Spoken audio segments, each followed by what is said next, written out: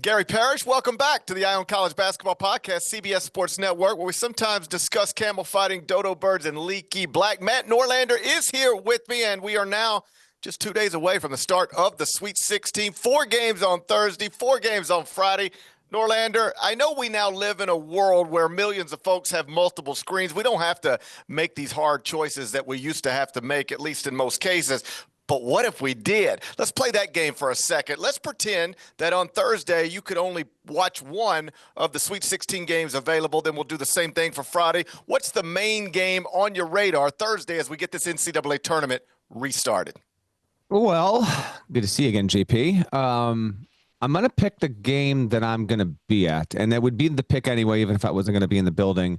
For everyone listening, your reminder here on the Thursday games, we've got BYU, Bama, and Newark, and that is in the East, and then we'll have Maryland, Florida out west in San Francisco. That'll happen about 30 minutes after. Then there's Arizona, Duke, back east in Newark on CBS, and then the night will wrap with Arkansas versus Texas Tech. So we're picking from this group. For me, it is BYU, Bama, because the potential for these teams to put on an offensive display that is dazzling, I think, is high. Now, when you get two teams that are willing to get up and down the floor, there is the potential that this could get away from one of them, and we wind up having one team, winning 95-81, and maybe it's not all that thrilling after all. But I tell you what, with what Kevin Young's team has been able to do, it's a really good. It shoots plenty. It shoots plenty of threes. It's a really good 3-point shooting team. It's actually even better from inside the arc. We know that BYU has been on, largely speaking, it's been on a heater, Parrish, for more than a month. The only time it got clipped was against Houston, which is a team that I've got winning the national championship, and that game happened in the Big 12 tournament. So, Igor Demon could be a top 20 NBA pick. Richie Saunders has been tremendous. They've got a few guys that can shoot it well from deep, and I think they got a great chance. And then you've got Mark Sears on the other side, Alabama trying to go for another Final Four. They score more points per game than anyone in the sport, and I like it. And then there's also, although this isn't really playing too much into it, it's by the way, the number one pick probably, likely and almost certainly going to be a top 3 pick in the 2026 draft. His name is AJ DeBanson. We talked about him earlier this season because he committed to BYU back in December, and he committed to BYU over Alabama. So it's just interesting that the two schools that were chasing one of the more coveted prospects of the past 10 years, I mean, he's considered to be, some people think that he's going to be a better pro than Cooper Flagg, but we'll see him in college next year. BYU is even maybe ahead of the pace. That's the game for me that I would choose out of all of them, and I can't wait to be there. I'm eager to get down to Newark on Thursday and see that one tip off and get the Sweet 16 going. That'll obviously be a fun one, but I would go Duke, Arizona, in part because of the Caleb Love component to this matchup. This dude may be already a legend forever, but if you end Mike Krzyzewski's career and then end Cooper Flagg's freshman season and likely college career, legend forever. You remember he got 28 points for North Carolina in what was Coach K's final game on the sidelines for Duke, ended Paolo Banchero's college career, and could now end Cooper Flagg's college career. Imagine being that's your that's your Wikipedia page. Hey, what'd you do in college? What did I do in college? Ended Mike Krzyzewski's career and the career of 2 subsequent number 1 overall picks in the NBA draft. That could be where we're headed with Caleb Love. Let's look ahead to Friday now. If you could only watch one game on Friday, which game would you pick there? By the way, Caleb Love hit a huge buzzer beater earlier this season. That's just like an by the way with him, and it's going to be a big one. Here's the order. Mississippi, GP, Ole Miss versus Michigan State. That's in Atlanta on CBS on Friday. Then it will be Kentucky, Tennessee, and Indianapolis. Then it will be Michigan versus Auburn, and then wraps up with Purdue, Houston. There's a lot of options here. My pick is Michigan versus Auburn for a couple of reasons. Michigan having the 2 7-footers, Vlad the Impaler. That's a fish reference. Oh, by the way, I know GP's not picking up on that. Having Vlad Golden and Danny Wolf, 2 7-footers, Janai Broome, National Player of the Year contender, and oh, by the way, like Flagg and Broome, I haven't decided. We're going to, GP and I and everyone at CBSSports.com, we will decide in less than a week. I'm not even kidding you when I tell you that how these players play over the next couple of games may sway my vote. We'll see. So how does Broome play against the Michigan Bigs? Auburn has gotten a push from Creighton. It hasn't looked like the best team in the tournament through 2 games, but it's obviously capable of winning this one. Michigan had a really big push from UC San Diego and has it been able to break on through. It basically turned off Texas A&M's water, although A&M can't really shoot it. A&M almost went to the faucet itself and said, okay, we're done here. That one is the most intriguing to me, and Auburn fans are going to fill that building plenty, but you and I both know that building will be on fire because Michigan and Michigan State fans travel and travel well. And then you've got Auburn and Ole Miss, and their fan bases are going to be well represented given the region that this is in. That one, I can't shake the feeling that it's going to be close. And Michigan does really, really, really, really, really well in close games. So that's my pick. You agree, or you're going somewhere else on the board? Well, I'll go to a different game, but I'll stay in the same arena, the same city. You know, Oxford, Mississippi is very drivable to Atlanta as well. So Atlanta is going to be popping for these Sweet 16 games and the Elite Eight matchup. Michigan State, Ole Miss, no matter the result, pretty wild story. If Michigan State wins this, and that is the expected outcome, at least according to the computers, then Tom Izzo is suddenly one more win away at the age of 70 from reaching his 9th Final Four. Only 4 men have ever made 9 Final Fours. It's Coach K, John Wooden, Roy Williams, and Dean Smith. Dean Smith? That's it. Yep. Yeah. Tom Izzo can join that list with 2 more wins in Atlanta.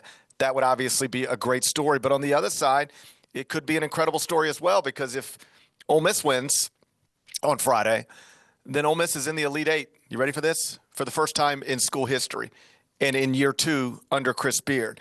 Chris Beard is the first person to ever lead Little Rock to 30 wins, did unprecedented stuff there. Got the Texas Tech job, did unprecedented stuff there. First coach to ever take Texas Tech to an Elite Eight, to a Final Four, and to a national championship game. And now could be the first person to ever take Ole Miss to an Elite Eight. And obviously, once you get there, then you're trying to hang banners and get to the first Final Four in school history. So I think of all the sites, like, you've got really compelling stuff down in Atlanta, the 2 Michigan schools both being there, and then 2 schools that are very drivable for the fans with Auburn and Ole Miss. Let's continue this conversation, touching on some of the 1 seeds next. All 4 remain alive. They all 4 remain favored to win their regions. And obviously, if that happens, then we got all 4 number 1 seeds in the Final Four for just the second time in NCAA tournament history. How likely does Norlander think that is? I'll ask him right after this break on the Eye on College Basketball Podcast. We're on CBS Sports Network.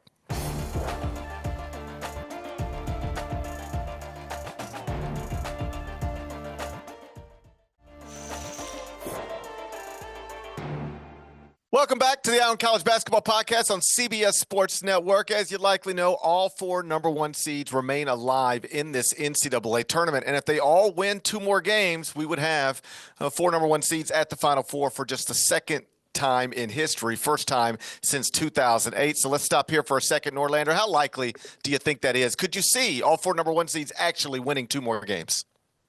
I could see it. I'm going to drop an Easter egg into this episode. So if you're watching or listening, we're going to do another episode within the next 24 hours. At least that's the plan before we get the Sweet 16 rolling.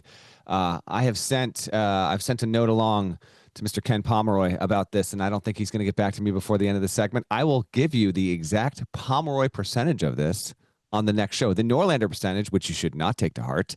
I'm going to say this feels like 21%-ish that we get all 4 1 seeds. If we do, it will be all too appropriate given the stat that if you follow college basketball, you know this by heart. But just a reminder, San Antonio 08 was the only time, and now we are in San Antonio again this season. I can see a scenario in which all of these 1 seeds actually get beat and we have 0 ones wind up in the Final Four. I don't think that's going to happen, let me be clear. But because the quality of the field that we have, Parrish, it would not stun me. And let me ask you, I think I know your answer, but just let me see. What do you find to be more likely? All 4 ones or none of the ones make it to the Final Four? Well, I think it's obviously more likely. All 4 ones is much more likely than 0 ones. Wouldn't you agree with that? I'm wondering how big the forecast percentage would be on that. I would I tend. I don't think if know. you I ask Ken actually don't. Pomeroy, I don't know, GP. I don't know if all 4-1s is more likely than none of them. I think it probably is, but I'd be interested to see how different that is. We're venturing into probabilities off the top of our head. It's really dangerous territory. We probably should just bail on this conversation altogether. However, that being said, I am fascinated to see which ones, if any, get picked off. I don't think this will happen. I think we will have at least one lose. My guess is when we get to Sunday night, this is just my guess. My guess is we will have 2 1 seeds heading to San Antonio. I, I I can't back this up with any numbers, but this is the best way I can put it. I'd be shocked if there were 0 number 1 seeds at the Final Four in San Antonio, and yet it would not shock me at all if all 4 were actually there. That said, of the 4 number 1 seeds, which one do you think's most vulnerable right now? Like the one that you just have real questions about, regardless of how you felt last Sunday or 7 Sundays ago, just in this moment, you've lost a little faith. Okay, so I will go back to just what I had on my bracket Sunday night, 9 days ago, and I had Maryland over Florida. That's now the matchup that we have in front of us, awaiting us Thursday night in the city by the Bay. So I'm going to continue to stick with Terps over Gators. Which seems to be a game, as an aside, that is set to potentially just tear our newsroom apart because we have no shortage of Florida and Maryland alumni. So that's going to be fun. I love Maryland starting 5. And, you know, the reason why this has been dubbed the Crab 5 isn't just because it's a good team. That's a funny and cool punny nickname going off of the Fab 5 from Michigan, which obviously lifted from the Bales. But they are legitimately very, very, very good. And they score more points per game as a starting unit than any team in college basketball. And the way that they are built, I think they have a chance to really give Florida a real push. Now, Florida got a genuine 40 minutes. If UConn was able to make 2 or 3 plays in the final 3 minutes of that game, this would be a Maryland versus UConn game, but it is a Maryland versus Florida game. And so that is my pick. I'll send it back to you, Parrish. But I think you can say that Auburn has been the 1 seed that has looked through the first 2 games to be that has had I don't want to say it's been the weakest because it hasn't. It hasn't looked as Duke has been the best for sure. Houston got a nudge from Gonzaga late. Florida got a genuine fight from a really, really good team. And then Auburn, Creighton's good. It just found itself in a fight for maybe longer than expected. Right. I think that's the right answer. I've got Auburn winning the national championship. I kept Auburn number 1 in the top 25 and 1 for like the final 60-something days of the season heading into Selection Sunday. I'm not going to move off of any of that now, but they haven't looked the same. I mean, they're just 3-3 in their past 6 games. We know that. Johni Broome, National Player of the Year candidate, but not lately. He's been held to single digits in points 3 times in his last 7 outings. Over the past 5 weeks, Auburn has dropped from 1st at KenPom to 4th at KenPom. If you run the numbers at barttorek.com, which is something I learned how to do years ago, and you go back to March 4th, that's the day where Auburn started to slide. So you go back 6 games to the morning of March 4th and run the data there. This was sort of interesting. Auburn is 3-3 since March 4th.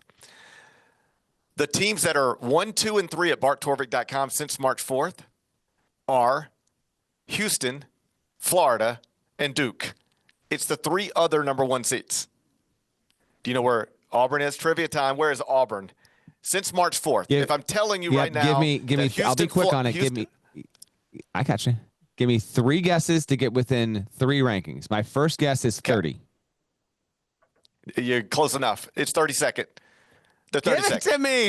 There we go, buddy. So that's one way to illustrate, like, they're not the same team that they once were.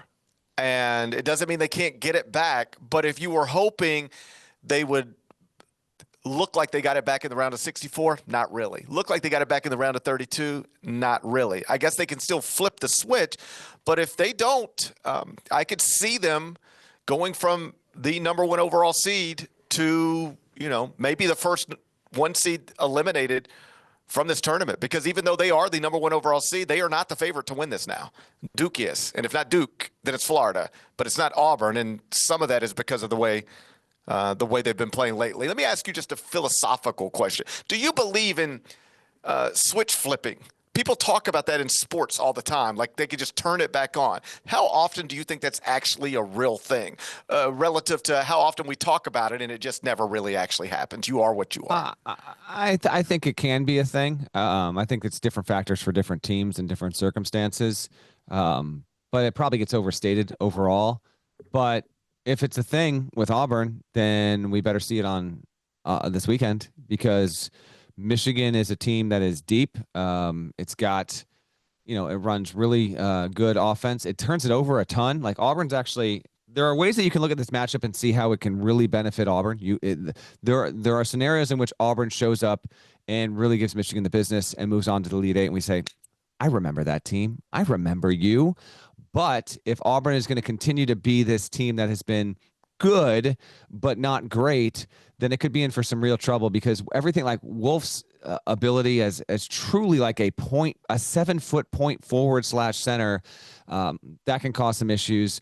They've got Auburn's got Dylan Cardwell and Janai Broome. Cardwell is a better pound for pound defender. That's like not arguable. Broome's a great rebounder, but Cardwell is going to be the guy that's going to probably match up with Vlad Golden.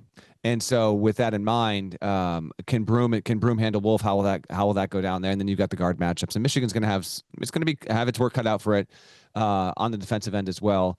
But if Auburn can be a flip switcher, then we got to see it here in the Sweet 16. The opponent also has a factor in this, don't get me wrong. But I do believe in the general idea of it, but I think that not many teams are truly capable of it, of going to be like, we've kind of been in cruise control. Now we mean it, and here we go. I'll keep it simple. I believed, even when the bracket came out, that Auburn could get to the Sweet 16 without playing well. And I think they kind of got to the Sweet 16 without playing well. I'm not sure they can win another game without playing well.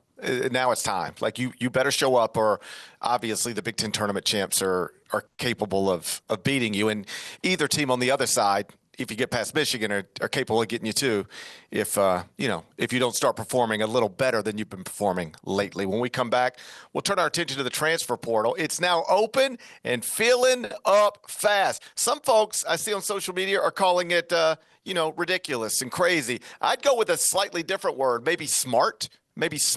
I'll explain why. We'll do it after this break on the Eye on College Basketball Podcast, CBS Sports Network.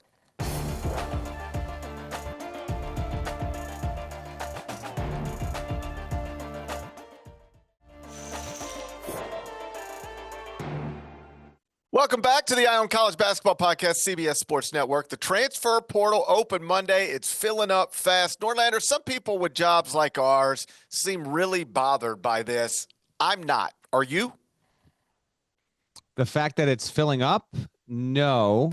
There's a couple angles on this. In all honesty, I don't care about the transfer portal right now. I care about the tournament and the storylines and what's happening on the floor. Transfer portal stuff to me is the kind of, I even hate to say content, but transactional stuff that really has more intrigue and value for me personally. Once we find out who is the last team standing in San Antonio and the days following that, literally I'm not going to deny that players that are opting to go into it are in some cases, and not many, but in some are newsworthy.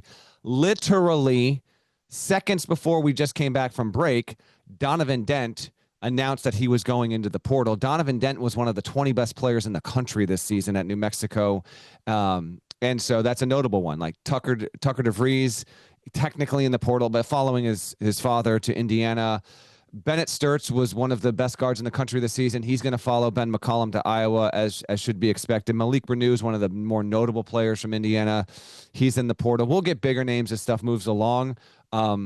I just don't find myself all that interested in it, to be honest, because I care more about the tournament. And I think most fans, frankly, care way, way, way, way more about the tournament than a lot of players whose impact next year and the year after is very much TBD. I do care about when it opens. Like there's no stopping, and nor should there be. If a player wants to announce that they will go into the portal, players did that 2 weeks ago.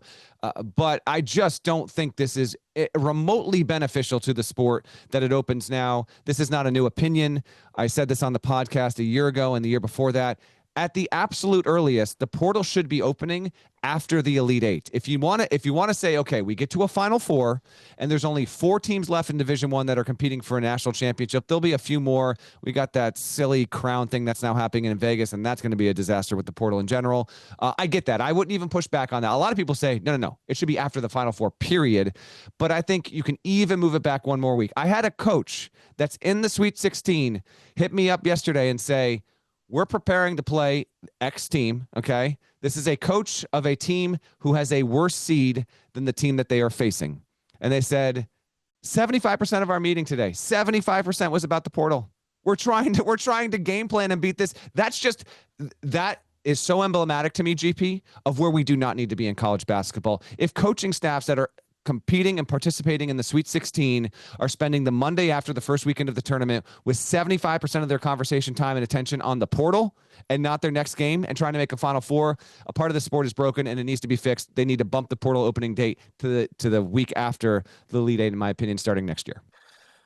I would not object to that, but I would also note that we now know, and I mean, we've always known, but it's like on the record, coaches have told us in the past week or so that in some cases these conversations between schools and sitting head coaches started weeks ago, if not months ago. So every time somebody stands up and says this transfer portal shouldn't be open in the middle of a season that's still ongoing because it creates all of this uncertainty and all of these conversations, well, we know coaches are talking to agents and other schools, athletic directors, all that search firms. While the season's unfolding, it seems a little hypocritical to be up in arms about players perhaps thinking about their future while a season is still unfolding as well. Either way, my larger point is that you see the numbers, it's hundreds very quickly. And you can't keep up. And you can't. To your point, we might be starting a GP. We might be at 800 plus by the end of Tuesday, just so people have an idea of how many guys have hopped in the portal. Go ahead. Yeah, and the overwhelming majority of them, like you see their name, and the next time you'll see their name is when they commit somewhere, and then you'll never think about them again. All right? So I guess where I just sort of roll my eyes, I see people say things like, this is ridiculous, all these young people in the transfer portal. And I actually think it's the smartest thing a young person could do. Like, if my son were a college basketball player, unless we were just as happy as we could be in every aspect, I would advise to get into the transfer portal every offseason. These are jobs now, high-paying jobs. That's what they are. If you're a high major basketball player, you are pursuing a good job that pays well. There's a lot of money getting thrown around right now, sometimes stupidly. I don't know why it's ridiculous for a young person to make himself available and just find out if somebody wants to throw a stupid amount of money at you. Perhaps you'll get answers that humble you a little bit. Maybe the market for you isn't quite what you hoped it would be, but there is going to be somebody, lots of people, who jump into the transfer portal and end up agreeing to deals to play basketball somewhere for much more money than they play basketball this season. And I don't know why that should be considered a bad thing. If you want to redo the whole system and like blow it up, start from scratch, collectively bargain, all of that stuff, I'm for that. I don't like the way this is. But it is not the player's responsibility to save the sport. I saw that last night. Like all these players getting in the transfer portal is ruining the sport. Well, it's not the player's job to save the sport or improve the sport. There's right. Other people. Yeah, the players need to do what's best for the players. And right now, I genuinely believe this. The best thing you can do as a college basketball player, if you have any value at all, is get into the transfer portal. Even if you think you're going right back where you just were, still, you might want to get in there and get as many offers as you can, and then you use them as leverage to make sure you are going to school next season and maximizing the amount of money you're going to earn while doing it. Just the idea that, if everyone's in the portal, does the portal even exist? And kind of breaking the actual existential concept of the portal in general is kind of twisting my brain. I can't disagree with a lot of what you said there. obviously there will be situations where some players just find that they can get the most where they are. But I get your point. There's a real value to that. I just don't find it beneficial or frankly all that interesting to having this happen while we still have 16 teams in the tournament. A year ago, as a reminder, this actually happened after Selection Sunday, and we were having a very similar conversation. Almost everyone in the sport, not everyone, but like an overwhelming amount of people, I'm talking athletic directors and coaches and agents and media people and fans, did not think that it was at all appropriate to have the portal open the Monday after Selection Sunday. They moved it back a week. I think it is progress. I think you still need to move it one more week and keep it open for a 30-day period. That's plenty of time for the majority of April to figure this out and to not have a situation where you have coaches that are dealing with this. And also, in addition to players, I mean, I don't know how many others there are. I know Justin Pippen, who plays for Michigan, is in the portal.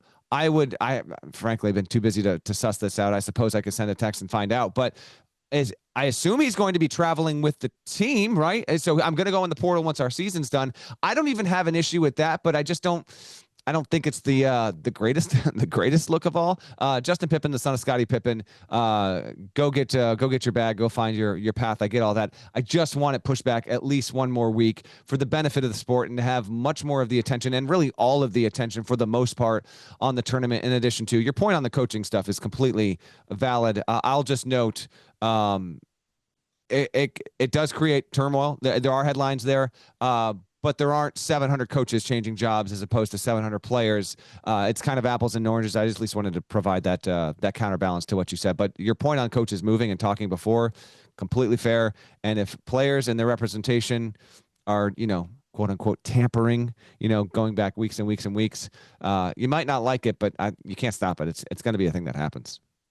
Yeah, that's a thing that happens that you can do nothing about. One last note, and then we'll move on because, you tweet something along the lines of what I've been saying, and people try to counter argue it in a variety of ways. And then I just go to sleep and wake up to it the next morning. But you see some of the replies, and I understand people think they're making good points, but sometimes I just think they're misguided on them. For instance, I'll see something like, hey, I don't mind these young people maximizing their worth or value, but when you start transferring from one school to the next, your college credits aren't going to transfer seamlessly with you in all cases.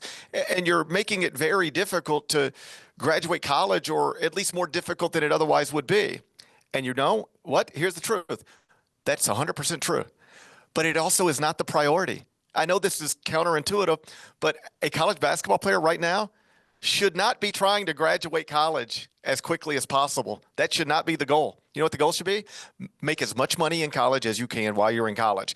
And if you have to sacrifice some credits along the way, you can make them all up in an extra semester or two down the road. But you should be trying to make all the money you can make right now, because in a lot of people's cases, the most money they'll ever make playing basketball is the money they're going to make in the SEC or the Big 10 or the Big 12. It's right now. It's there. You'll never get it back. And you should be trying to maximize that. I had an SEC coach tell me that he could honestly tell a high school prospect, if you come with me, redshirt, and then play 4 years for me and live off your scholarship and cost of attendance stipend, you can graduate college and leave this school as a millionaire off of your NIL. That's available to you.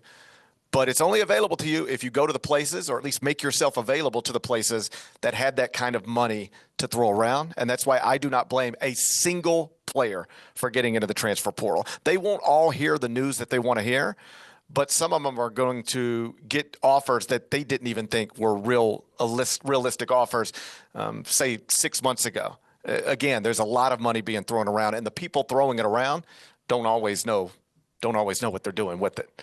When we come back, let's focus on the coaching carousel. Sean Miller to Texas is now official. Josh Pastner is leaving media. He's going to be the head coach at UNLV. Coaching carousel developments. Do that next. Eye on College Basketball Podcast, CBS Sports Network.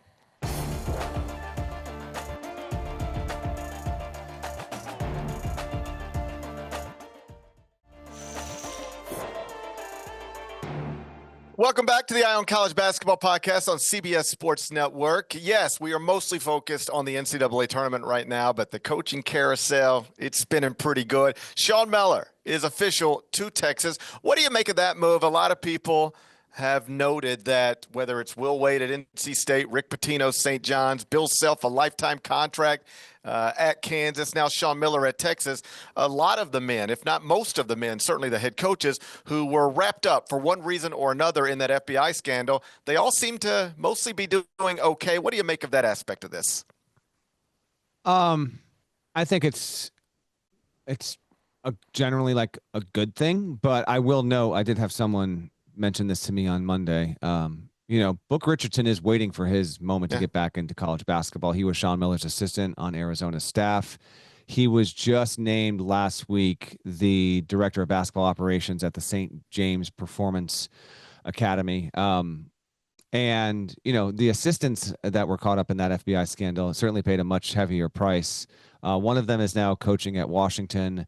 Another one still has also not returned to the sport. So as these head coaches, who, to be clear, they didn't have the FBI knock on their door and put them in cuffs that September day in 2017. Nevertheless, it is at least notable that the head coaches have been able to, for a variety of reasons, still find success, and some of the assistants have not. And hopefully that is amended sooner than later if the former assistants seek to get back involved with the game. But it certainly is interesting what you point out there. Will Wade, his press conference, I think, is literally happening as we speak right now on CBS Sports Network. And Sean Miller to Texas. We talked a little bit about the Miller stuff yesterday in terms of just it's a little bit of a weird one. We'll see how it goes there. I had someone point out to me that they said Sean is actually probably equipped to do well at Texas, and that could really work. But if you actually look at Sean's overall track record over the end of Arizona included with Xavier, like, it's been good but not great, and they're intrigued to see what happens there next. Before we get into the other coaching carousel stuff, you teed me up on the question. I just kind of wonder your thoughts on the situation as well. I would assume, well, first on the situation, the head coach is basically bouncing back just fine, and the assistant coaches not so easily. If we don't point it out, somebody else will. There's a racial component to this as well. Oh, absolutely. Yeah. And, to put it in the simplest of terms, the people who look like Sean Miller and Will Wade have been able to bounce back and get big jobs, and the people who don't have found that a little more challenging. And obviously it's more complicated than just boiling anything down to that. But that is a component of that people in the industry have paid attention to. As for Sean at Texas, I assume it will go well because it's a good job and he's a great coach, and that's usually a successful combination.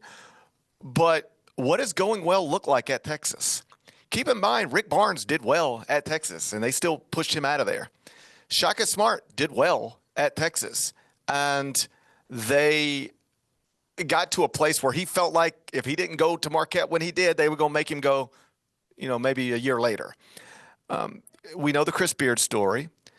Rodney Terry was the head coach at Texas for 3 Marches, went to the NCAA tournament each time, went to the Elite Eight, took that program there for the first time since 2008. They pushed him out. So do I think Sean will do well? Yes. But what recent history tells us is you got to do something better than just good, or else they'll get frustrated with you pretty quickly. Is that a fair assessment? Yeah, probably. I mean, Texas is an interesting gig overall. And there's, they want it. Chris Del Conte, the athletic director, he's got this new building, relatively new, just a few years old. They want to be a program, as many do, but there's actually a belief with like the financial infrastructure and support and Austin as a city. They just think that Texas should be consistently like a top 15 program like every single year. We'll see if Miller can get him to that point. I'll be interested to see it because obviously football rules the day heavy there. And now we'll see how he adjusts. Overall, he did a good job at Arizona. Texas is a similar job, but a different job. And I'm interested to see that. Some other carousel stuff, GP. There is a bit of a homecoming theme here. There's been a couple themes. NBA assistants getting jobs. That's one of them. There's also a homecoming thing. Ben McCollum from Iowa goes to Iowa, leaves Drake. Nico Medved, we didn't mention him on Monday's show, but he is the next coach at Minnesota. He's an alum from Minnesota, grew up in Minneapolis. He returns home. Ryan Odom didn't go to Virginia, but his formative years, his youthful years, he even said at his press conference on Monday, the University of Virginia is where I actually learned to love college basketball. So there's that angle to it as well, which should be pretty interesting. There's only a few high major vacancies yet to fill. Miller leaving Xavier leaves that job open. We wait and see if Chris Mack is really the actual favorite there, or frankly, if the circumstances under which Sean Miller left would give that athletic director any kind of pause about bringing another former Xavier coach back or not. The difference is Mack was there for almost 2 decades, and the circumstances under which he might take a job for a second time at Xavier are different. And I can just tell you that I had a conversation with Mack when he took 3 years off, and if he had really known everything involved with Louisville when he took the job, I remember hanging up the phone thinking like, yeah, I think he would have stayed at Xavier if he knew everything that he didn't know then. So I think he's going to try and certainly be enthusiastic about trying to get that job. So Xavier's open. West Virginia, we still wait on that. Don't really know when that might close. That one seems to be floating a little bit there. And then Villanova. And then let's just talk Nova and Kevin Willard because I'm fascinated by it. And we got a time crunch, so I know we don't have a ton of time here. Kevin Willard was on radio earlier on Tuesday after, I guess, missing an earlier scheduled hit, but he's also on the left coast, so he's 3 hours behind. Whatever. He eventually got on public airwaves and started talking more and more about the Maryland job and what a kind of an extenuation of what he had at his press conference. I'm fascinated by it. He doesn't have an athletic director. He's asking for more support at Maryland in general. He's saying the kind of things that you and I have both heard coaches say over the phone, in person, privately. They have these conversations with their athletic directors, with their boosters. I'm never going to tell a coach not to go public with this because I'm all the more intrigued by it. It does make me think that it's so out there. I'm not saying he won't leave Maryland to be the next Villanova coach. I'm not saying that, but I wonder if all of this is actually stuff that he feels like he needs to get off his chest, and in the process will reinforce what he's actually looking for with Maryland. I was talking to one person, one industry source about an hour before we started the show, and they said, I can't believe what Willard's doing. Like, him doing this and speaking out this much against Maryland, against his school, and asking them for all this stuff publicly, like, he's entitled to do it. But if I'm Villanova and I'm seriously considering bringing him on, the person just said, that doesn't look Villanova to me. That doesn't feel Villanova to me. And, who knows if privately Villanova has a term sheet waiting for Willard when Maryland season ends. But his whole situation is extremely fascinating. And, oh, by the way, 1 seed Florida waits on Thursday. What if they win again? Like, what if they keep going? What are your thoughts on everything with Willard and what he's saying, and will he, won't he with Nova? Well, I picked up on a lot of the same stuff.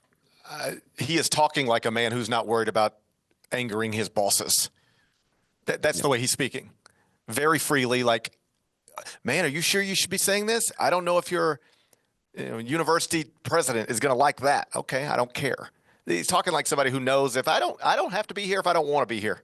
Type of that's the tone that I'm hearing, and so we'll see on whether this is the end of his time at Maryland and he's on to Villanova, but. He's not just talking out of frustration. Like, he tells this whole story about we were in New York and I wanted to stay an extra night.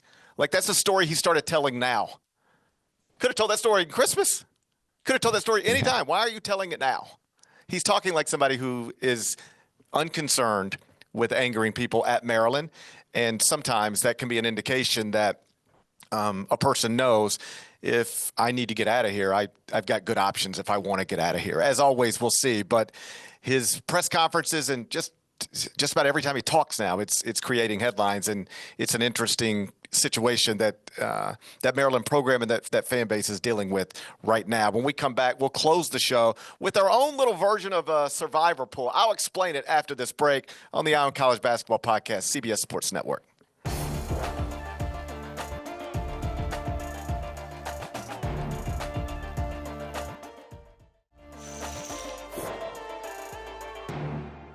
Welcome back to the Eye on College Basketball Podcast. We're on CBS Sports Network. One more segment to go. And what we're going to do here is something like a survivor pool. You hear about those types of things. Here's the way I set it up for you, Norlander. Take the 1 seeds, remove them from the conversation. If you had to guarantee, to quote the great Charles Barkley, guarantee a non-1 seed is going to win its Sweet 16 game, which non-1 seed would you pick? You guarantee that this non-1 seed is winning either Thursday or Friday and going to the Elite Eight. There's no way you would ever be wrong about this. What team would you go with?